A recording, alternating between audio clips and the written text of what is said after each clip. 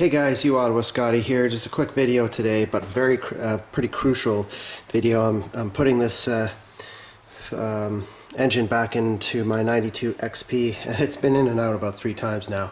And in the process of doing that, I've discovered some do's and don'ts with doing this stuff. And I'm sure everybody has their own way of doing this, but I'm going to give you guys mine because I really don't like tightening bolts and hoses where I can't see them and they're hard to get to, and there are some really tough spaces to get at here.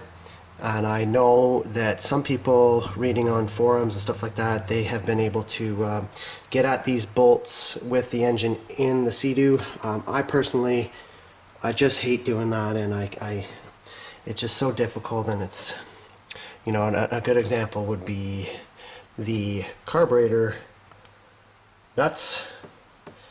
Like, you can imagine how hard these would be to get out.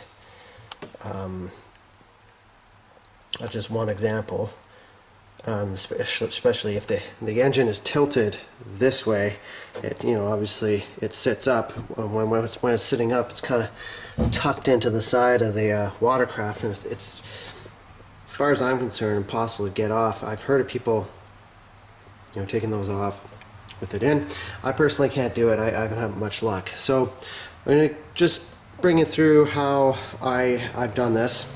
So the rotary valve body I've actually put on in the Sea-Doo. So I put the engine in without that on, and then I put the rotary valve body with the carburetors and the flame arrestor, bolted it on like that while the engine was tipped up like that.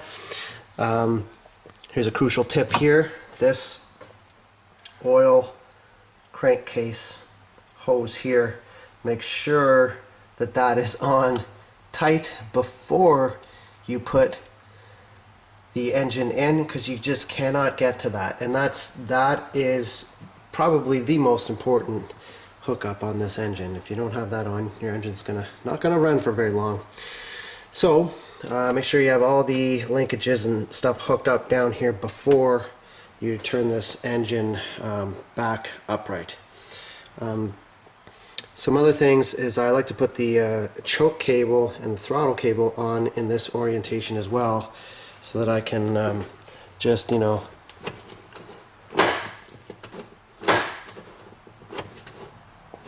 just double check everything's working properly, and throttle is good.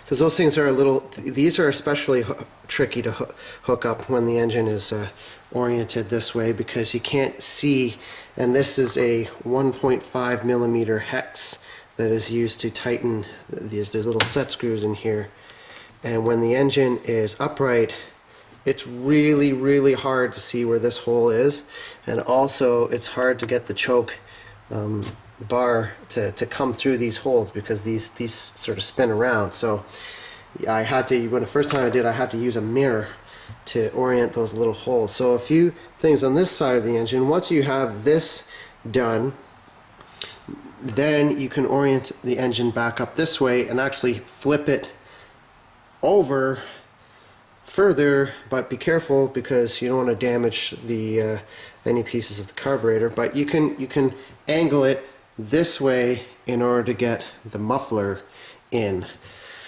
And speaking of the muffler, I can give you some crucial tips for making this a whole lot easier on your life.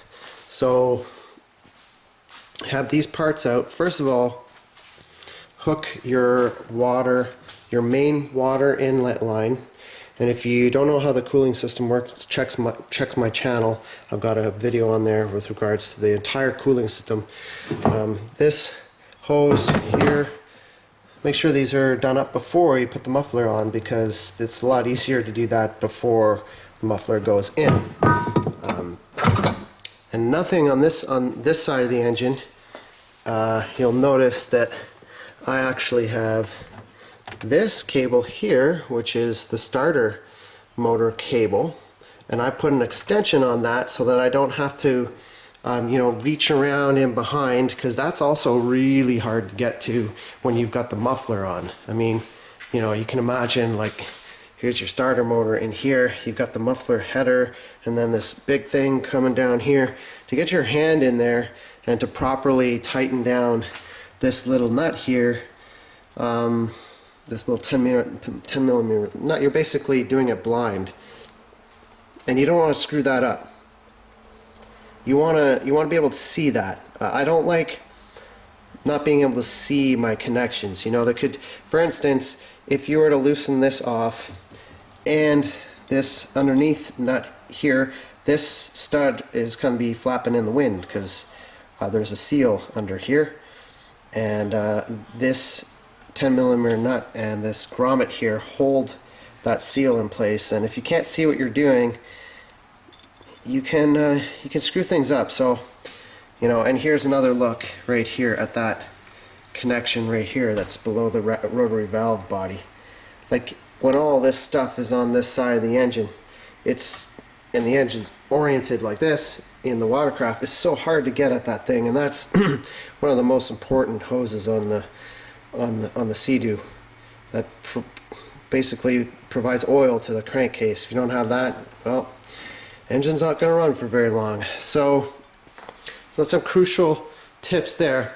Also, with the muffler, okay, so the muffler is one of the hardest things to get in, but it can be very, very easy, and the trick is to not tighten anything down and use dish soap is a lifesaver. So just go with dish soap around all of the connections here, around all of these parts, this part in here. Put a little layer of dish soap there and in here. Then you could kind of make sure everything's loose, so you can move it all around, and then you could kind of jostle it together. And the last thing that will go in is actually your engine mount screws, your 13 millimeter engine mount bolts, because you want to be able to move the engine around, especially with the muffler. Just being able to move it, you know, an inch forward or backward is really helps, and being able to pull the engine this way to get things to line up. So yeah, I've put this on because it's another thing I don't like. I want to be able to see that, and then I can just like hook this to the electrical box, and so that way I can make easy connections once this thing is down. The only other nut that's pretty hard to get at is this guy right here, this 13 millimeter nut, but you can get at that with a small ratchet, 13 millimeter socket, deep socket. You can get at it. It's kind of a pain in the ass, but you know. So anyways, there is some crucial tips for getting a Sea-Doo engine back in your watercraft. You want to hook up everything, especially on the lower side of the engine, so that you're not like, you don't want to put it in and then have to be getting that impossible to get bolts, because, you know, especially on this side of the engine, there's just some areas that you're going to hate your life. So I hope you enjoyed that video. Stay tuned to the channel. Hopefully this is going to be running today.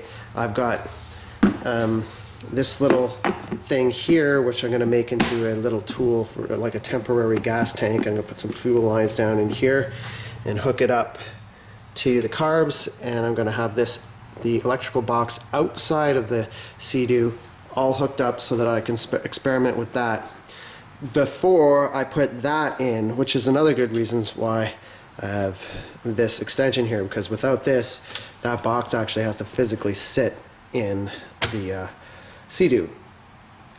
So, because I have a feeling the MPEM, multi-purpose electric module, is fried in this thing, and that's why I think that's not starting. But we can do some experiments. We can at least experiment with that and confirm that outside without having to you know, go through the process of hooking everything up and then, you know, taking it all apart again. So anyways, there's some quick tips there. I hope you enjoyed the video. Stay tuned to my channel. You're going to see this guy running hopefully soon in the next couple days. We'll see you soon.